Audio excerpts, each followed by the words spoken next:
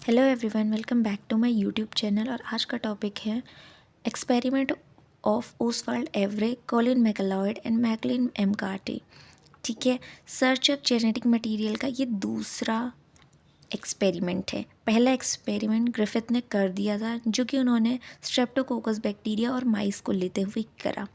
अब उन्होंने search of genetic material के एक बेस बना दिया था कि कोई चीज़ है जो ट्रांसफ़र हो रही है, ठीक है, जिसे हम ट्रांसफॉर्मिंग प्रिंसिपल कहते हैं। अब ये 3 साइंटिस्ट के द्वारा ये एक्सपेरिमेंट किया गया, जो सेकंड एक्सपेरिमेंट था, जिसमें देखो हमें ग्रिफिन ने ये बता दिया था कि जो हीट किल्ड एस स्ट्रेन है और जो लाइव आर स्ट्रेन है, उसमें से कोई एक ऐसी चीज़ है एस स्ट्रेन में से जो लाइव आर स्ट्रेन को एस स्ट्रेन में कन्वर्ट कर दे रही है, ठीक है, उसको डिजीज़ कॉस्ट बना दे रही है। उस चीज़ को हम ट्रांसफॉर्मिंग प्रिंसिपल कहते हैं। अब एवरी, मैकलॉयड और एमकार्टी के एक्सपेरिमेंट में हमें ये देखने को मिलता है कि उन्होंने सबसे पहले हीट किल्ड एस्ट्रेन लिया और लाइव आर स्ट्रेन लिया, ठीक है। अब उन्हें पता है कि कोई चीज़ एस्ट्रेन को, जो कि हीट किल्ड है, उस ट्रांसफ़र हो रही है और आर स्ट्रेन को एस्ट्रेन में कन्वर्ट कर दे रही है। तो उन्होंने इस चीज़ के लिए सबसे पहले जो सॉल्यूशन था उसमें प्रोटीएज डाल दिया, ताकि वो फाइंड कर सकें कि माइस में क्या चीज़, मतलब एस स्ट्रेन से आर स्ट्रेन में क्या चीज़ ट्रांसफ़र हो रही है। तो उन्होंने, अगर उन्हें लगता था कि प्रोटीन ट्रांसफ़र हो रहा है, तो उन्होंने प्रोटीएज डाल दिया, लेकिन तभी भी माइस डेड हो गया, क्योंकि जो प्रोटीएज रहता है वो प्रोटीन को डाइजेस्ट कर देता है, और अगर प्रोटीन ट्रांसफॉर्मिंग प्रिंसिपल रहता तो माइस डेड नहीं होता, लेकिन प्रोटीएज डालने के बाद भी माइस डेड हो गया।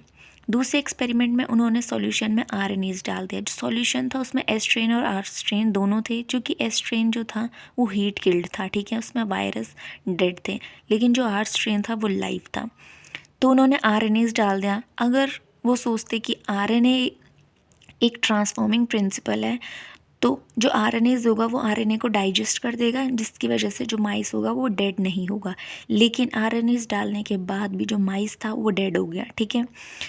जो लाइव आर था, मतलब जो लाइव आर स्ट्रेन था, वो एस स्ट्रेन में कन्वर्ट हो गया था। उसके बाद उन्होंने तीसरा एक्सपेरिमेंट किया, मतलब ये एक्सपेरिमेंट के अंडर ही आता था, ठीक है। उन्होंने तीसरे स्टेप में क्या किया, उन्होंने डीएनएज एंजाइम डाल दिया। अगर डीएनएज ट्रांसफॉर्मिंग प्रिंसिपल है तो जो माइस होगा वो डेड नहीं होगा। तो जब उन्होंने डीएनएज डाला, तो जो डीएनएज एंजाइम थे उन्होंने डीएनए को डाइजेस्ट कर दिया था, जिसकी वजह से एस स्ट्रेन, जो कि हीट किल था, उससे डीएनए आर स्ट्रेन में ट्रांसफ़र नहीं हुआ और माइस डाई नहीं हुआ, ठीक है। तो इससे पता लगता है कि जो डीएनए है वो एक ट्रांसफॉर्मिंग प्रिंसिपल है, ठीक है, जो डिग्रेड कर देता है लाइव आर स्ट्रेन को, जो कि लाइव एस में कन्वर्ट नहीं हो पाती है उसके बाद, ठीक है।